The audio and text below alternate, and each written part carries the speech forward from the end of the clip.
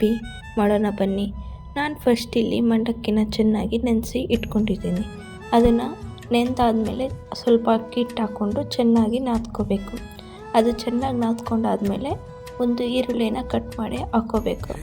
ಅದಾದಮೇಲೆ ಸ್ವಲ್ಪ ಕರ್ಬೇವಿನ ಸೊಪ್ಪು, ಕೊತ್ತಂಬರಿ ಸೊಪ್ಪು, ಜೀರಿಗೆ ಎಲ್ಲ ಹಾಕ್ಕೊಂಡು ಚೆನ್ನಾಗಿ ನಾದ್ಕೋಬೇಕು. ಯಾರಿಗೆಲ್ಲ ವಡೆನ ಮಿಸ್ ಮಾಡ್ಕೊತಾ ಇದ್ದೀರೋ ಈ ರೀತಿಯಾದ ಸಿಂಪಲ್ ಆದ ರೆಸಿಪಿನ ಮಾಡಿಕೊಂಡು ತಿನ್ಬೋದು. ಇದ್ರ ಜೊತೆ ಗ್ರೀನ್ ಚಟ್ನಿ ಇದ್ದರೆ ತುಂಬ ಚೆನ್ನಾಗಿರುತ್ತೆ. ಆ ಕೊತ್ತಂಬರಿ ಸೊಪ್ಪೆಲ್ಲ ಹಾಕ್ಕೊಂಡಾದ್ಮೇಲೆ ಅದಕ್ಕೆ ಸ್ವಲ್ಪ ನಾವು ಜೀರಿಗೆ ಹಾಕಬೇಕು. ಜೀರಿಗೆ ಹಾಕಾದ್ಮೇಲೆ ರುಚಿಗೆ ತಕ್ಕಷ್ಟು ಉಪ್ಪು ಮತ್ತು ಖಾರದ ಪುಡಿನ ಹಾಕ್ಕೋಬೇಕು.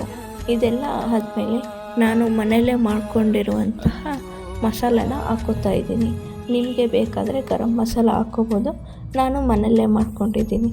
ಇದನ್ನೆಲ್ಲ ಚೆನ್ನಾಗಿ ಮಿಕ್ಸ್ ಮಾಡ್ಕೊಂಡಾದ್ಮೇಲೆ ನಾನು ಚಿಕ್ಕ ಚಿಕ್ಕ ಉಂಡೆ ಮಾಡಿಕೊಂಡು ಎಣ್ಣೆಗೆ ಬಿಟ್ಕೊಳ್ತಾ ಇದ್ದೀನಿ. ನಿಮಗೆ ಬೇಕಾದರೆ ನೀವು ವಡೆ ರೀತಿ ನಿಮಗೆ ಯಾವ ಥರ ಶೇಪ್ ಬೇಕೋ ಆ ಥರ ಮಾಡ್ಕೋಬೋದು. ನಾನಿಲ್ಲಿ ರೌಂಡ್ ಶೇಪ್ ಮಾಡಿಕೊಂಡು ಒಂದೊಂದಾಗಿ ಎಣ್ಣೆಗೆ ಬಿಡ್ತಾ ಇದ್ದೀನಿ. ಅಕ್ಕಿ ಹಿಟ್ಟು ಹಾಕ್ಕೊಂಡು ನೋಡ್ತಾ ಇರ್ಬೋದು ಯಾವ ರೀತಿ ಬರ್ತಾ ಇದೆ ಅಂತ.